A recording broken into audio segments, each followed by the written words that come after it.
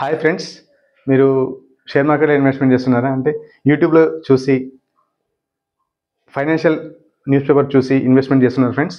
అంటే అసలు మనము షేర్ మార్కెట్లో ఇన్వెస్ట్మెంట్ చేసేటప్పుడు ఒక కంపెనీ యొక్క ఫండమెంటల్స్, అసలు కంపెనీ ఎంత ఎర్న్ చేస్తుంది, ఆ ప్రాఫిట్ ఏంది, వాటి యొక్క ఈపీఎస్ అంటే ఏంది, అంటే ఎర్నింగ్ పర్ షేర్ ఎంత, అసలు మనం ఎప్పుడు ఎంట్రీ కావాలి, మనం ఎప్పుడు ఎంట్రీ కాకూడదు అని తెలుసుకున్నారా ఫ్రెండ్స్?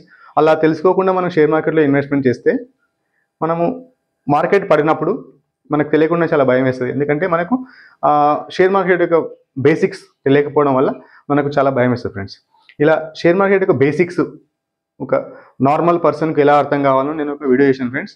ఆ వీడియో యొక్క లింకును డిస్క్రిప్షన్లో పిన్ చేస్తాను, మీరు చూడండి. చూస్తే మీకు ఏంటంటే ఒక ఐడియా వస్తుంది, అసలు మార్కెట్ ఎలా నడుస్తుంది, అసలు మనం ఎప్పుడు ఎంట్రీ తీసుకోవాలి, మనం షేర్లు మంచిగా కొనుక్కోవాలనేది తెలుసాను ఫ్రెండ్స్. వీటి గురించి లింక్ పెడతాను, చూడండి.